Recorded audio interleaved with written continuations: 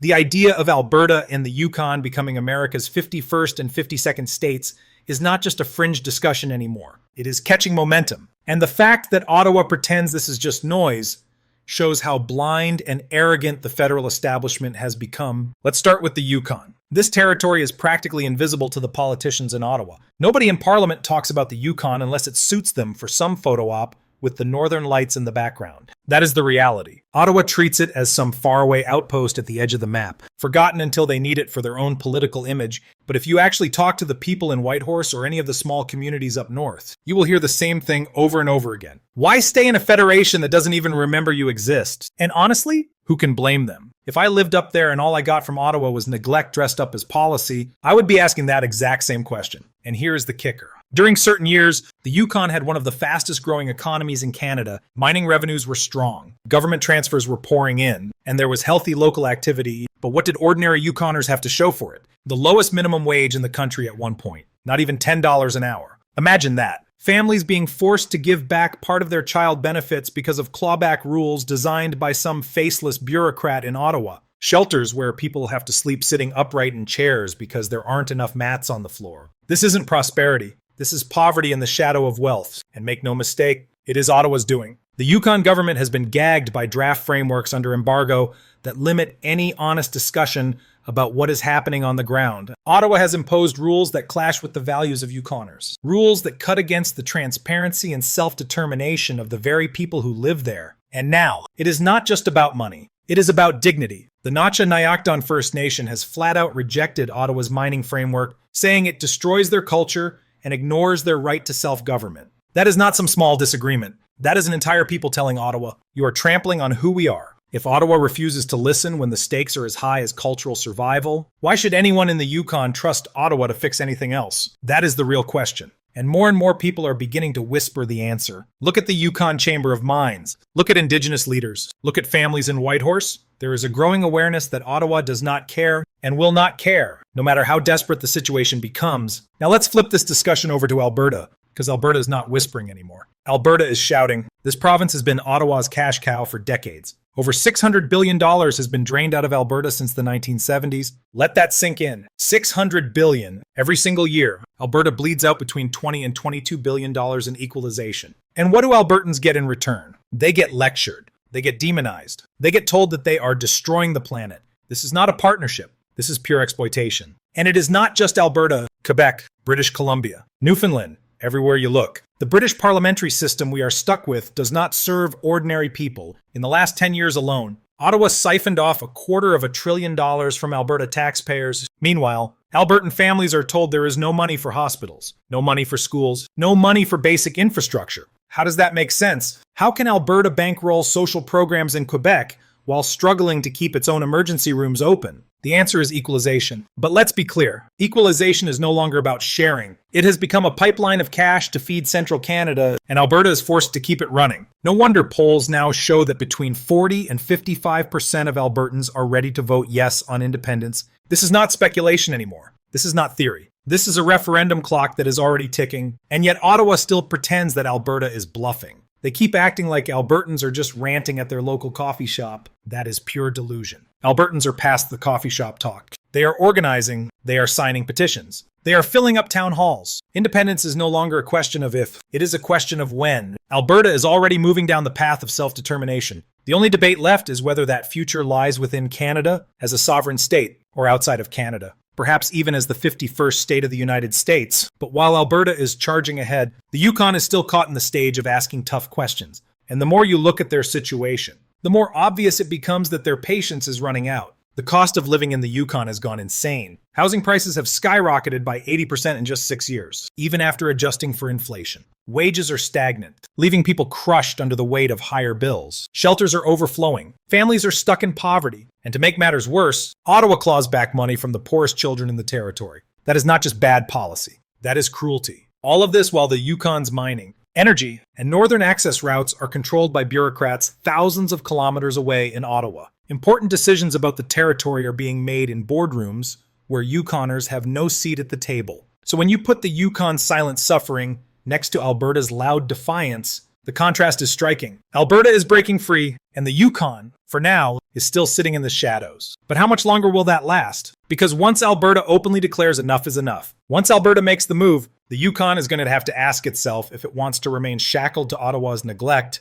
or join a future where its voice actually matters. And once that seed is planted in people's minds, Ottawa will not be able to stop it. Let's talk about what Ottawa has done to Alberta's energy industry, because calling it a war doesn't even cut it anymore. It's a massacre. Every major pipeline project has been canceled. Bill C-69, the so-called No More Pipelines Act, has shackled every single development that might actually bring Alberta prosperity. Add in tanker bans and emission caps. And what you get is suffocation of the entire industry. And while Alberta's economy is being strangled, Ottawa still has the nerve to lecture Albertans about transitioning away from oil and gas, all while cashing the checks that Alberta continues to send east. Let's be honest here. This is not incompetence. This is deliberate sabotage. Over $500 billion in potential investment has fled Canada in just the past decade. Hundreds of thousands of jobs have disappeared. Communities in places like Fort McMurray and Red Deer have been hollowed out. Families have been broken apart. And the bureaucrats in Ottawa pat themselves on the back for hitting meaningless climate targets. Do those targets feed a laid-off oil worker's kids?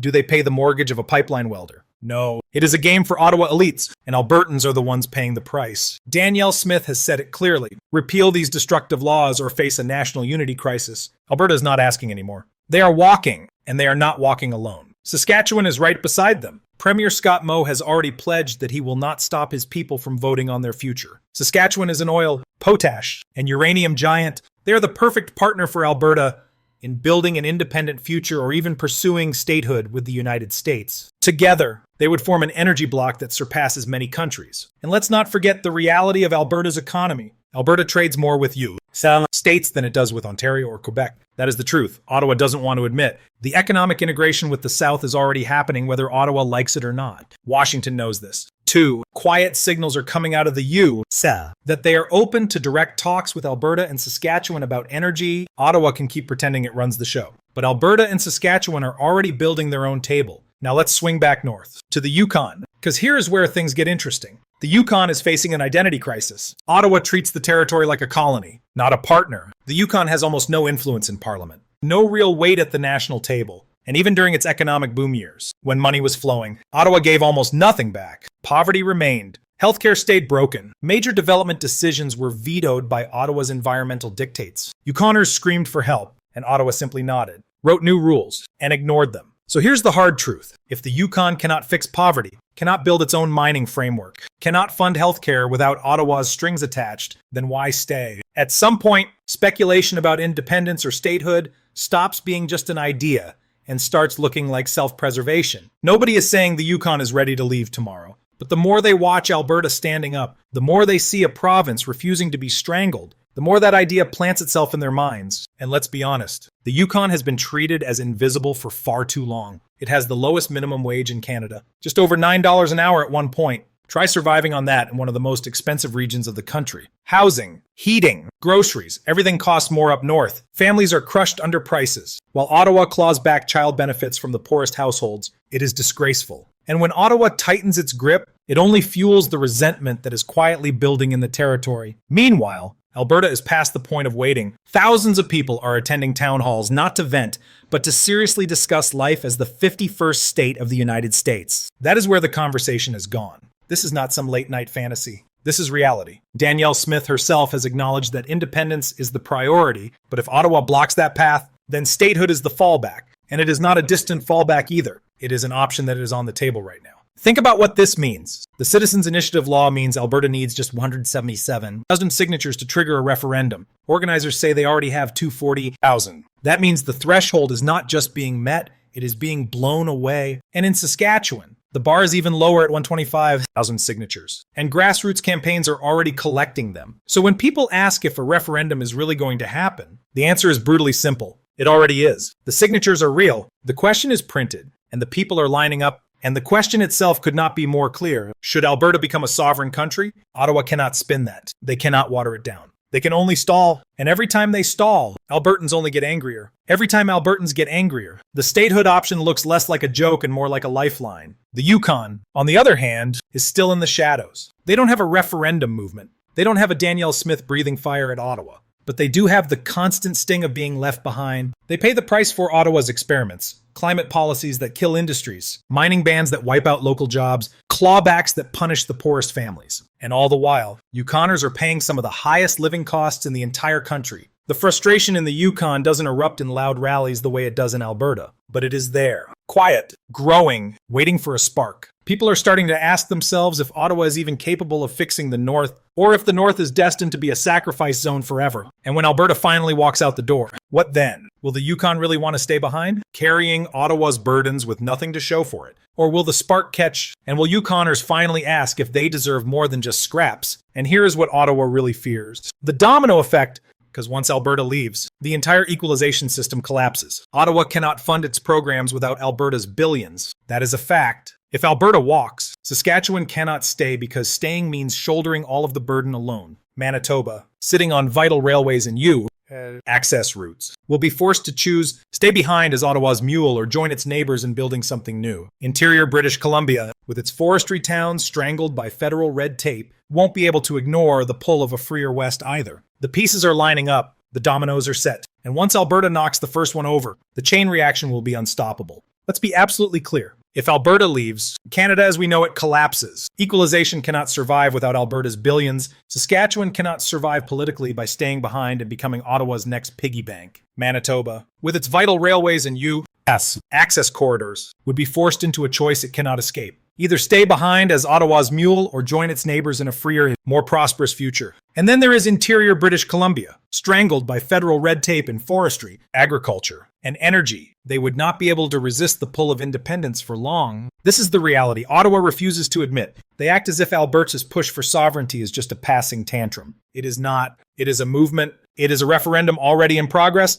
The signatures are there. The petitions are rolling in. The people are gathering. And the question is crystal clear. Should Alberta become a sovereign country? Ottawa has no spin to save them from this. The answer will come directly from the people, but let's add the Yukon into this mix, because this is where the stakes go from high to existential. Alberta and Saskatchewan may hold oil, gas, potash, and agriculture, but the Yukon holds something even more powerful. The Arctic Key. Lose the Yukon, and Ottawa loses its northern defense corridor. That is not just an economic loss, that is a geopolitical disaster. The United States and NATO rely on those Arctic routes. Russia and China already have their eyes fixed on them. If Ottawa cannot even hold the Yukon, Canada's entire northern shield collapses. That is not alarmism. That is cold. Hard fact. And yet Ottawa continues to treat the Yukon like a forgotten colony. No real influence in parliament. No weight at the national table. Healthcare in shambles. Poverty rates that rival the worst in the country. Families losing child benefits because Ottawa claws the money back. Indigenous communities promise partnership, only to see Ottawa rubber stamp mining frameworks they never agreed to. This is exploitation masquerading as governance. Yukoners know this. They live it every day. The cost of living is brutal. Housing, groceries, heating. Everything is more expensive in the north. Meanwhile, wages remain at rock bottom. At one point, Yukon had the lowest minimum wage in the entire country. Ottawa is not just ignoring the problem.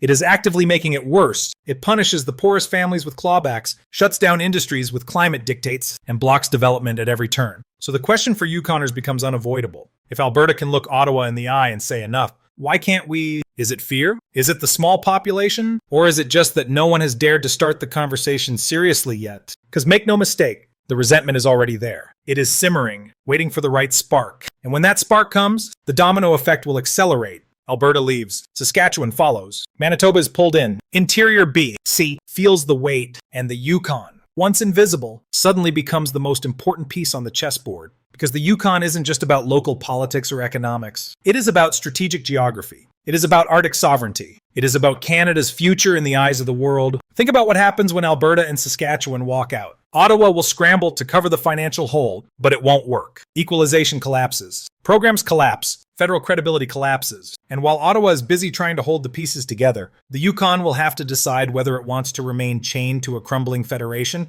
or step into a new future where its voice actually matters. And let's be clear, Yukoners are not blind. They see what is happening in Alberta. They see that thousands are turning out to town halls. They see the petitions. They see Danielle Smith declaring independence as the priority. They see Washington quietly signaling that they are ready to talk directly to Alberta and Saskatchewan about energy. Yukoners see all of this and have to ask themselves, why are we the ones left eating crumbs while Ottawa gorges itself on our resources? The writing is on the wall. Alberta is leaving. That is not a bluff, not a threat, but a reality. The only question left is how many provinces and territories will join them. Saskatchewan is almost certain to, Manitoba and interior BCs are very likely to, and the Yukon, forgotten and mistreated Yukon, will face its own crossroads. Do they stay shackled to a federation that has treated them like second-class citizens? Or do they finally step into a future where their resources, their voice, and their people actually matter? Ottawa refuses to face this reality. They refuse to read the writing on the wall, but whether they like it or not, the future is already unfolding. The petitions are being signed, the questions are being asked, the momentum is unstoppable.